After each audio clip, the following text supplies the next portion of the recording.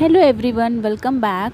Today we are going to study about the Companies Act 2013. It is very important topic for all the exams. So let's start. First of all, we are going to study about the Companies Act. The Companies Act 2013 set of laws that govern the Indian company. It has many features that make it easier for companies to be set up and run. The Act has provisions for formation of companies, registration of companies, name and address of the registered office, registration number for directors, shareholders agreement and share transfer deeds, board resolutions, director duties and liabilities and company secretary duties. So सबसे पहले हम पढ़ेंगे कि company अधिनियम 2013 क्या है। Company अधिनियम 2013 भारत में निगमों या कंपनियों के गठन और कामकाज को नियंत्रित करता है। स्वतंत्रता के बाद कंपनी अधिनियम 1956 पारित किया गया था, जो देश में व्यापारिक संस्थाओं को नियंत्रित करता था। 1956 का अधिनियम भाभा समिति की सिफारिश पर बनाया गया था। इस अधिनियम में कई बार संशोधन भी किया गया और 2013 में बड़े बदलाव किए गए। 2013 अधिनियम की धारा 135 द्वारा भारत कानून कॉरपोरेट सामाजिक उत्तरदायित्व CSR खर्च को अनिवार्य बनाने वाला पहला देश बन गया। इसमें मेन पॉइंट्स आपको याद करने हैं कि कंपनी अधिनियम 2013 के पहले जो कंपनी एक्ट था वो था 1956 और ये भाभा समिति की सिफारिश पे बनाया गया था। इसके बाद सबसे बड़ा बदलाव 2013 में किया गया और इसमें क्या किया गया कि 2013 अधिनियम की धारा 135 के अंतर्गत भारत कानून द्वारा कॉरपोरेट सामाजिक उत्तरदायित्व, जिसे हम बोलते हैं CSR, कॉरपोरेट सोशल रिस्पॉन्सिबिलिटीज़ खर्च को अनिवार्य बनाने वाला पहला देश बन गया। तो 2013 कंपनीज एक्ट में क्या हुआ है कि इसमें CSR को कंपलसरी कर दिया गया है। हम कह सकते हैं कि कंपनी अधिनियम भारतीय संसद द्वारा पारित एक अधिनियम है जो कंपनियों के निर्माण, उनके उत्तरदायित्व, उनके निदेशक तथा उनकी समाप्ति आदि का नियमन करती है। Companies Act 2013 got assent of the President of India on 29 August 2013 and was published in the Official Gazette on 30th August 2013. The Act comprises of 29 chapters, 470 sections with 7 schedules, as against 658 sections and 14 schedules in the Companies Act 1956. Substantively, a law based on the rules have been exposed by MCA for public comments in 6 different phases. So the important points to learn is that the Companies Act comprises of 29 chapters, 470 sections with 7 schedules, as against 658 sections and 14 schedules in the Companies Act 1956. Companies Act 1956 में 658 sections थे और 14 schedules थे, but Companies Act 2013 में 29 chapters हैं, 470 sections हैं and 7 schedules हैं।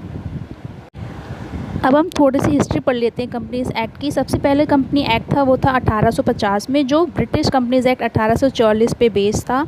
दूसरा था 1913 जो 1908 ब्रिटिश कंपनीज एक्ट पे बेस था, और उसके बाद था हमारा companies act 1956 and the last one is companies act 2013। तो सबसे पहला एक्ट जो था वो था 1850 में, उसके बाद 1913 में, फिर 1956 में, और अभी प्रेजेंट में जो कंपनीज एक्ट है वो है companies act 2013। Now we will do the quick revision of Companies Act 2013. The Companies Act 2013 is an act of the Parliament of India which regulates incorporation of a company, responsibilities of company, director, dissolution of the companies. Act is divided into 29 chapters containing 470 sections and 7 schedule. It is very important that it is divided into 29 chapters containing 470 sections and 7 schedules. The Act has replaced the Companies Act 1956 after receiving the assent of the President of India and with only 98 provisions 29th of August 2013. Now the third point is very important, that the Act came into force on 12th September 2013 with new changes like earlier private company, maximum number of members was 50 and now it will be 200. A new term of 1% companies included in this Act, that will be a private company of the Act notified. Another 184 sections came into force from 1st April 2014. So the important points to learn is that The 2013 Act is divided into 29 chapters containing 470 section and 7 schedules. और ये कब लागू हुआ था? 29 अगस्त 2013 से. इसके बाद 12 सितंबर 2013 में कुछ चेंजेस किए गए. ये चेंजेस क्या थे कि अब प्राइवेट कंपनी में जो मैक्सिमम नंबर ऑफ़ मेंबर जो पहले 50 थे अब वो 200 कर दिए गए हैं. और एक नया टर्म ऐड किया गया, it is 1 person company. It is very important that a new term 1 person company is included in the act. And another 184 sections came into force from 1st of April 2014.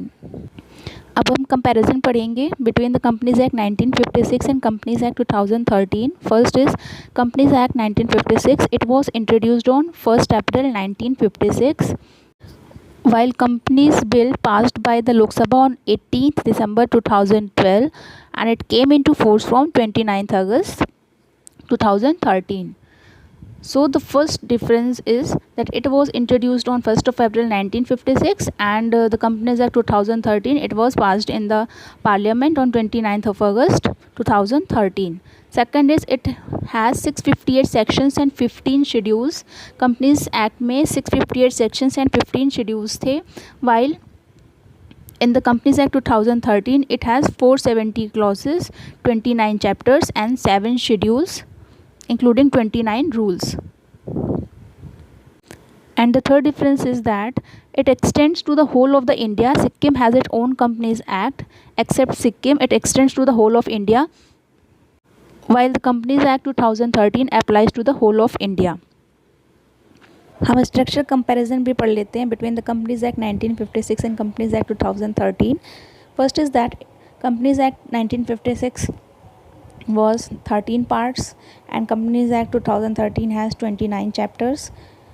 Second is 658 sections in Companies 1956 and there is 470 sections in Companies Act 2013 and 15 schedules in Companies Act 1956 and 7 schedules in the Companies Act 2013. So ये it is very important to learn.